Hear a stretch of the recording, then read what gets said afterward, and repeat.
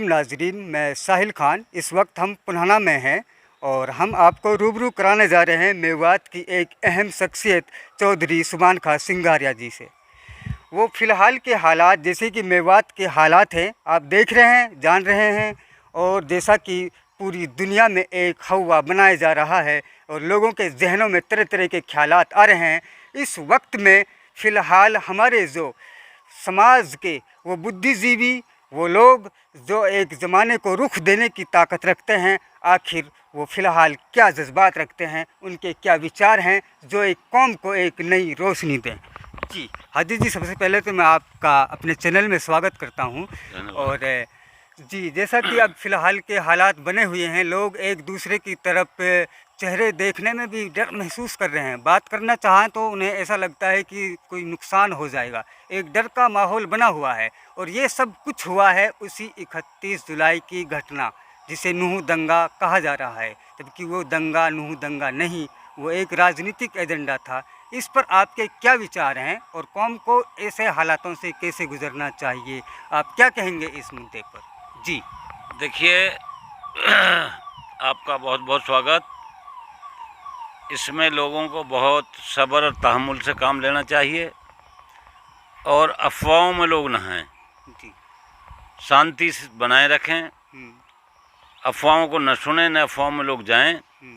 और मैं समझता हूँ ये यात्रा, यहाँ बहुत सारी यात्राएं, आज भी एक 84 कोस की परिक्रमा जो सदियों से चलती आ रही है, उस पूरे मेवात को टच करती है। वहाँ आज तक ऐसा कोई झगड़ा या वाद विवाद नहीं हुआ।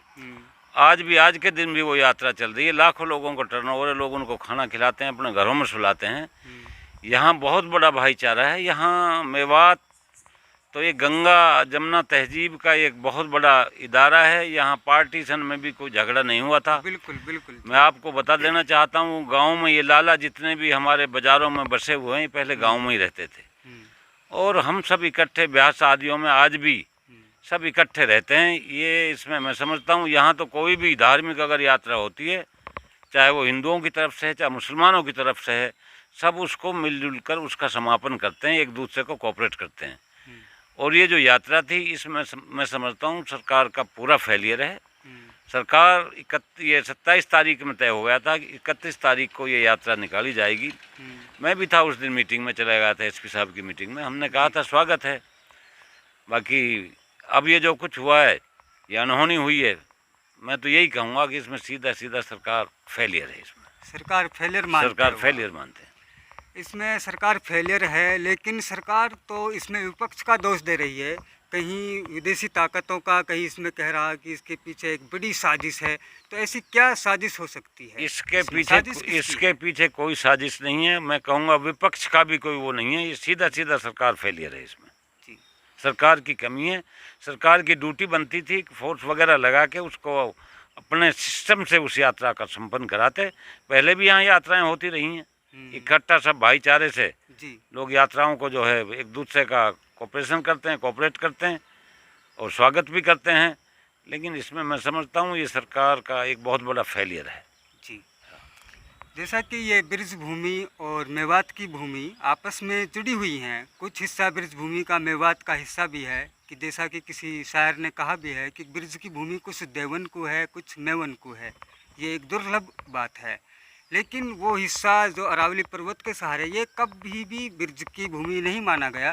क्या इस पर भी कभी ब्रज भूमि का क्या हिस्सा रहा है? क्या कहेंगे? देखिए, जहाँ पे आप बैठे हैं, जहाँ मैं बैठा हुआ हूँ, ये भी ब्रज का एरिया कहलाता है। जी, जैसे हम बुजुर्गों से सुनते आए हैं। हाँ। बताते हैं कृष्ण भगवान ने यहाँ तक, पुन्हाना के यहाँ तक खाई का ये जो गांव है, गायें चराई थी, इसलिए ये ब्रज में आता है।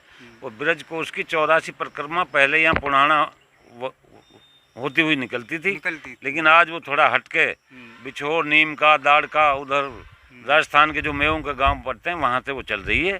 ब्रज में ही आते हैं हम लोग, वो इलाका ब्रज में नहीं आता। अच्छा, ये तो फिर यात्रा का निकलना और गंगा जमुना तहजीब की जो संस्कृति है, ये तो एक मेवात का एक अहम हिस्सा है। जी जी। लेकिन इस बार जो दंगा हुआ, तो इसके पीछे तो ज़रूर इनका कोई निजी फ़ायदा हो सकता है। इनका मतलब किसका हो सकता है, अगर मैं कहूँ तो?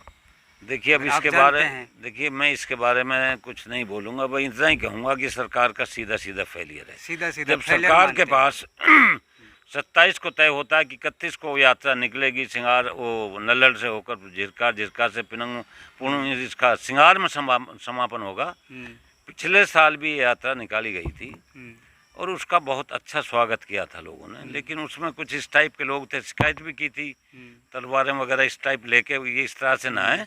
बाकी यात्रा का स्वागत है, आगे भी यात्राएं चलती रहेंगी, कौन मना करता है। इसका नुकसान किसको हुआ है और फायदा किसको पहुंचा है?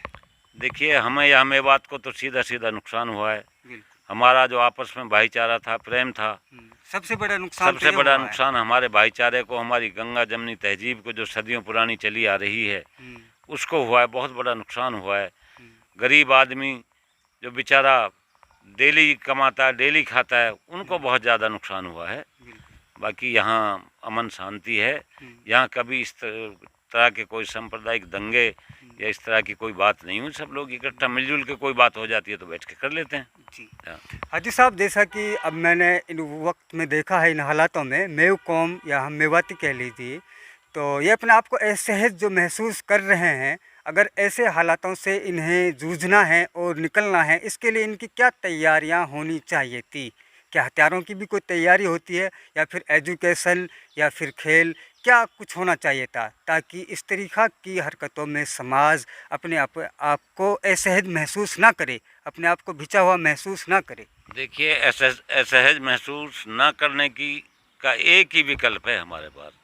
अल्लाह के नबी आज से 1400 साल पहले कह चुके हैं कि तालीम सबसे बड़ी दौलत है, सबसे बड़ा धन है, ऐसा धन है जो चोरी नहीं हो सकता। और उन्होंने कहा है, हदीसों में बताया गया है कि आप लोग तालीम के लिए जाएं, चाहे आपको चीन तक भी न जाना पड़े।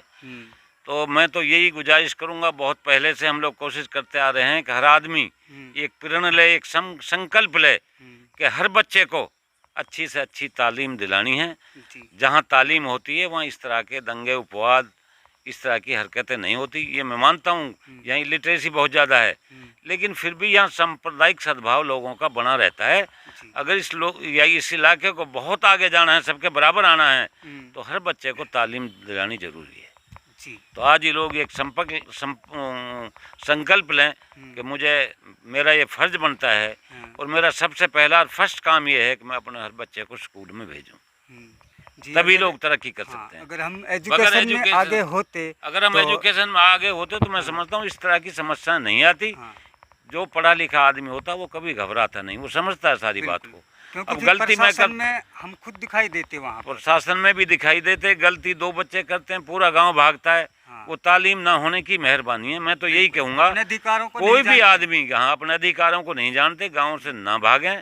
जो लोग गुनहगार हैं उनके साथ जो कानून का प्रोसेस है वो काम करेगा, वो करेगा, उसमें कोई ऐसी बात नहीं। अपने अमन चैन से खाएं कमाएं और लोग गाँव से ही रहें, गाँव से बाहर ना जाएं। मेवाती इंसाफ चाहते हैं, इंसाफ से डरते नहीं हैं, कुर्बानी देते हैं इंसाफ के लिए। मेवात की कुर्बानियाँ, मेवात अंग्रेज़ों को भगाने में मेवात का अहम रोल रहा।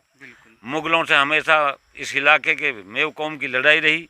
ये इस मुल्क की बहुत वफादार कौम रही है।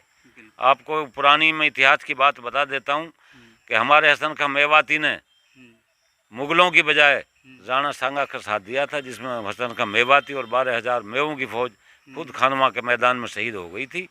ये मेव कौम जो है मुल्क की बहुत वफादार कौम है और वक्त बॉर्डरों पे इस कौम ने जहाँ भी ज़रूरत पड़ी है आज़ादी की जंग में, चाहे वो अंग्रेज़ों से हुआ हो, चाहे मुगलों के बीच में लड़ाई रही हो, मेवों ने बढ़ चढ़ के हिस्सा लिया है।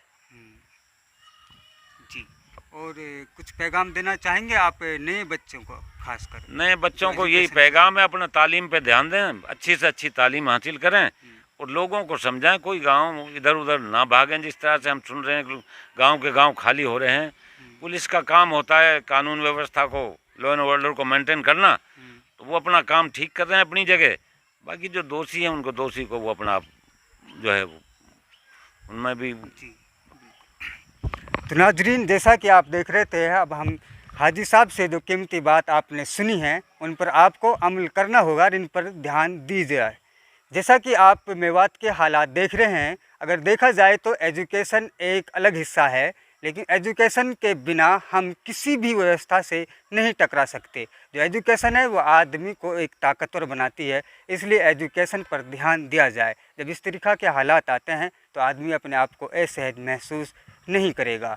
ये हमारे बुद्धिजीवी वो समाज सेवक जिनके विचार आपके बीच में एक नई रोशनी का काम करेंगे, इसलिए आप शेयर करें। और आपसे एजुकेशन और इल्म और बच्चों पर ध्यान देने की कोशिश करने की बात, ध्यान देने की बात कही गई है जो हाजी साहब ने कही है। आप देख रहे हैं न्यूज़ पलवल मेवात। मैं साहिल खान, कैमरामैन सखावत खान के साथ।